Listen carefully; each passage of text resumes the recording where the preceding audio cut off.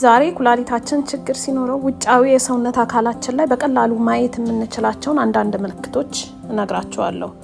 ኩላሊት እንደምናውቀው በሰውነታችን ውስጥ በጣም ከሚያስፈልጉ የሰውነት አካላታችን አንዱ ሲሆን በጀርባችን በኩል የሚገኝ አካል ነው። ይሄም አካል ደግሞ የባቄላ ቅርጽ ያለው ሲሆን የተለያዩ ኬሚካሎችን ወይንም ቶክሲንስ ተብለው የሚጠሩትን ነገሮች ከሰውነታችን በሽንት መልክ እንድናስወግድ ይረዳናል።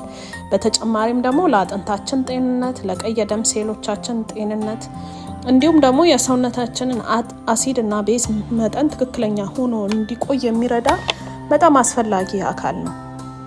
ታዲያ እነዚህ በጣም ውድ የሆኑ አካላት የሰውነታችን አካላት ችግር ላይ ሲሆኑ በቀላሉ ከፍተኛ ደረጃ ሳይደርሱ በፊት እንዴት ማወቅ እንችላለን?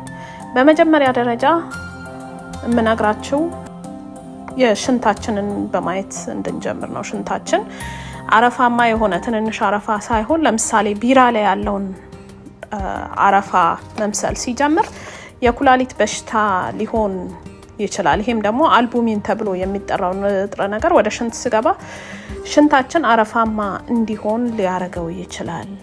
በተጨማሪም ደግሞ ኩላሊታችን ፎስፌት ተብሎ የሚጠራውን ማዕድን ከሰውነታችን ማስወገድ ሲያቅተው ካልሽየም ተብሎ ከሚጠራው ማዕድን ጋር በመሆን ቆዳችን ስር ጠጠር ያሉ ድንጋይ የሚመስሉ ነጫጭ ነገሮች እንዲከማቹ ሊያደርግ ይችላል። ፎቶ ላይ እንደምናየው ከቆዳ ስር እነዚህ ነገሮች ሲከማቹ ነጭና ድንጋያማ የሆነ ስሜት ሊኖራቸው ይችላል። በተጨማሪም ለቫይታሚን ዲ ፕሮሰስ ውስጥ በጣም ከፍተኛ አስተዋጽኦ ኩላሊት ያለው ስለሆነ የቫይታሚን ዲ እጥረት ሊያጋጥመን ይችላል።